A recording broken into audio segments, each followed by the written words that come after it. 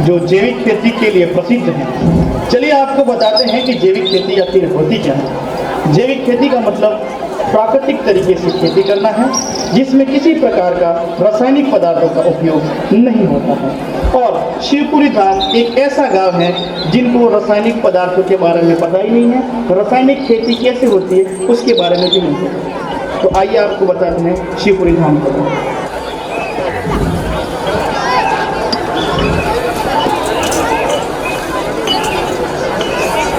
अरे ओ चुन्नीलाल, हम जो गोबर का खाद मंगवाया था तुमसे, वो लाए कि नहीं?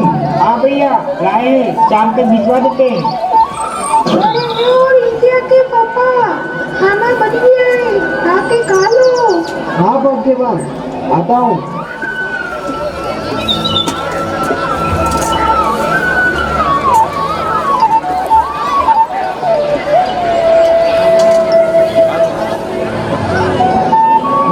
दशरथ बाबू,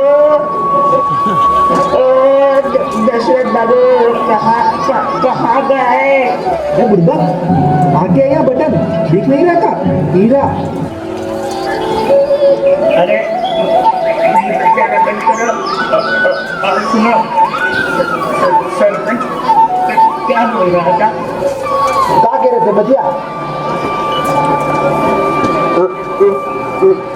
कह रहे थे कि तकड़ी नहीं, खीरा, अरे नहीं, काजू, अरे नहीं, तो बतिया का भी खेत में उत्पादन तुम्हारा ही कम हुआ है। क्या? हाँ जैसे बाबू, फिर तो सब कुछ गड़बड़ हो गया रे।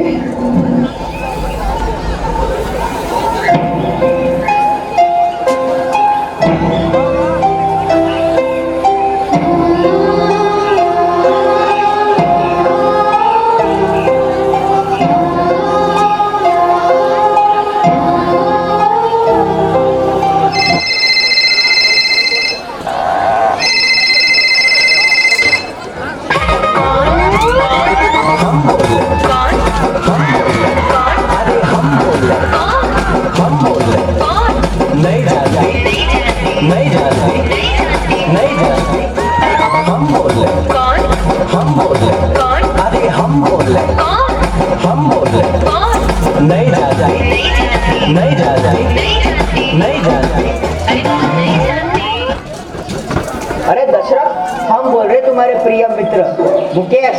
अरे बुढ़बा, तू कहा था यार? जब से शहर गया ना तो कभी कोई मैसेज वा करत है ना तो फोन वा, भूल गया था उनका। अरे नहीं नहीं, तुम्हें कैसे भूल सकता हूँ, तुम तो मेरे प्रिय मित्र हो। और बताओ हमारे शिवपुरी गाँव में कैसा चल रहा है? क्या बताए बबुआ, बहुत बुरा हो रहा है आजकल हमारे साथ। क्यों, क्या हुआ? बताओ मुझे, कहीं मैं तुम्हारी हेल्प कर सकूं।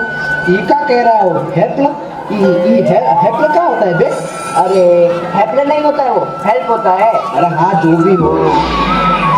अच्छा ये सब छोड़ो और बताओ क्या हुआ? अरे बबुआ, क्या बताया तुमका, हमारे जो खेत है ना उनमें उत्पादन बहुत कम हो रहा है दिन ब दिन। अरे बस इतनी? क्या बोल रहे हो? सच्ची में? आ जाओ, कल आ जाओ, कल आ जाओ। दूसरे दिन बहुत सारी दवाइयाँ लेकर मुकेश दशरथ के घर पहुँचा।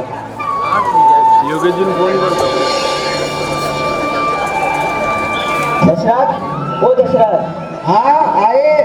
अरे हम तुम्हारे दोस्त मुकेश। अरे बुढ़बा, तू कैसा है और ये क्या लाया है? अरे मैं बढ़िया, और इसे कहते हैं पेस्टिसाइड। पेस्टिसाइड्स? ये क्या बुढ़बा के बे?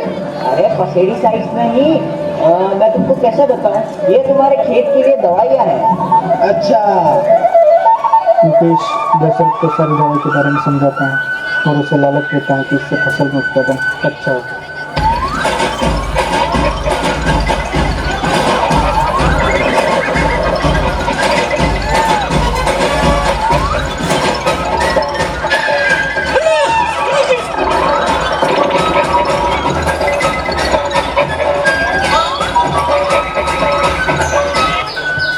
और सुनो, कोई दवाई के बारे में समझना है तो फोन कर देना। हाँ बिल्कुल। चलो ठीक है, हम चलते हैं। हाँ हाँ ठीक है ठीक है। अब मैं सबसे ज्यादा उत्पादन करूंगा। और कुछ दिन बाद दशरथ सबसे ज्यादा उत्पादन करता है। यह देख कर सबकी आंखें फटे के फटे रह गई। और कुछ महीनों में दशरथ अच्छा खासा कमाने लगता है। यह देख के उसके जो दोस्त हैं वो बात। अरे राकेश बाबू, तुमको नहीं लगता है कि दशरथ बाबू दिन ब दिन खेती में प्रगति कर रहे हैं?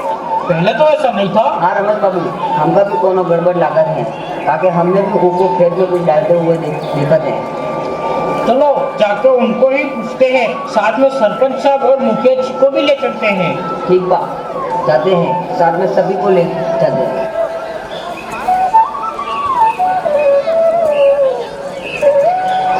और दशरथ बाबू कैसन बा? आजकल बड़ी प्रगति कर रहे हो खेत में, कोनो खास बात हो तो हमको भी बताओ। अरे भाई सब बताते हैं, हम तो का सब बताते हैं। पहले तुम हमारे घर का चाय तो पियो। अरे हो भाग्यवान, सुनती हो? इस सब के लिए इस सब का खातिर चाय लाओ। लाते हैं।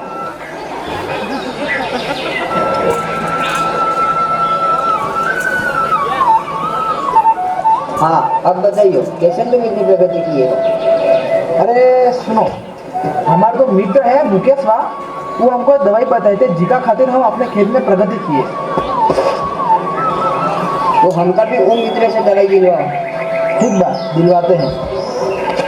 अगले दिन मुकेश ढेर सारी दवाइयाँ लेकर सबको बेच देता है और वो दवाई सब अपने खेत में डाल देते हैं और पूरे शिवपुरी धाम खुशी खुशी से रहने लगता है। लेकिन वो कहते हैं ना, जितनी खुशी नसीब में होती है दुख भी उतना ही होता है। कुछ महीने बाद पता चलता है कि दशरथ की बेटी को कैंसर है और वो भी लास्ट स्टेज का, और उसकी मृत्यु हो जाती है। उस दिन कुछ महीने बाद पता चलता है कि राकेश और रमेश के बच्चे को भी कैंसर है और उनकी भी मृत्यु हो जाती है। और सब मिलके गांव में बैठक रखते हैं और सबकी ज़मीन बंजर हो जाती है।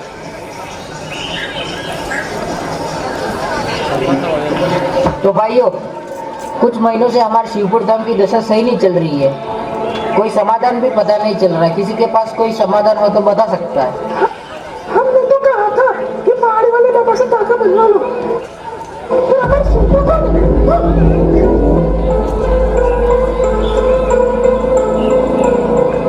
उनका एक आदमी पर शक है। उस पर दशरथ पर हमका बताया था कि ये दवाई खेत की फसल अच्छी होवत है। इनका वजह से हमका लगत है कि सब उनका वजह से ही हो रहा है। पर बिना किसी प्रमाण के हम उनको कुछ कह भी नहीं सकते। हमारा एक मित्र है गंगाधर, वो कृषि वैज्ञानिक है। उनका हम अपने खेत में जांच के लिए बुला सकते हैं। ठीक है, बुलाओ उनको। अगले दिन गंगाधर गांव में आता है और सबकी खेतों की जांच करता है।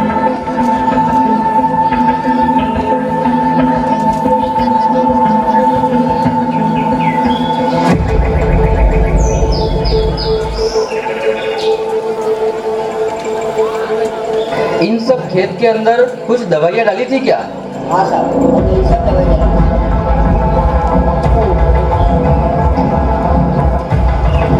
इसलिए हमारा शक सही निकला। ये दवाइयाँ किसी जहर से कम नहीं है। इन सबको अगर तुम फसल में डालोगे तो तुम भी इसको खाओगे और तुम्हारे पशु भी खाएंगे। इसलिए इस गांव के इन सब की मृत्यु हो रही है। इन सबको अब से मत डालना और ये दवाइयाँ खरीदना भी मत। जैविक तरीके से खेती करो।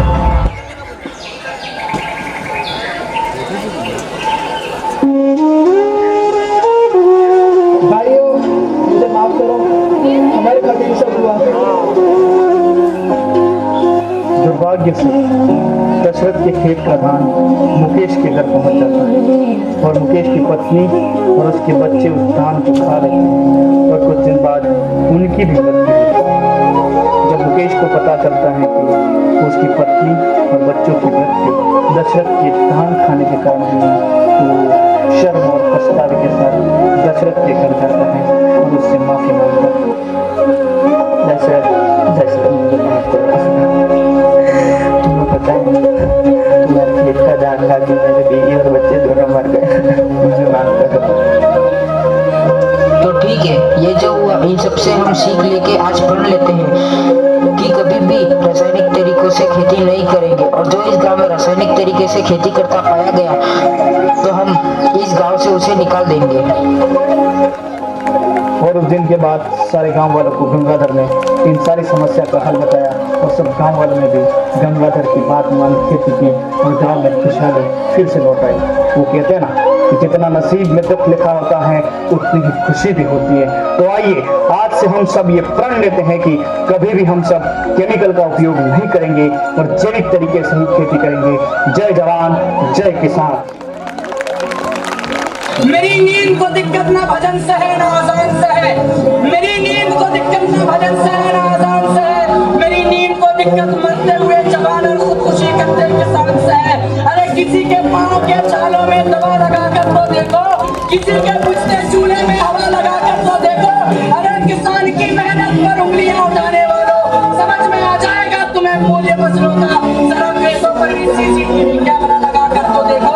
जय हिंद, जय भारत। क्या बात है, बहुत खूब। निश्चित तौर पर किसान जो है उसका कर्ज हम उतार नहीं सकते। सो जाते हैं वो अक्सर फुटपाथ पर ही अखबार बिछाकर, सो जाते हैं वो अक्सर फुटपाथ पर ही अखबार बिछाकर। मजदूर कभी नींद की गोली नहीं खाया करते साहब, मजदूर कभी नींद की गोली नहीं खाया करते। ये धरती हमें बहुत कुछ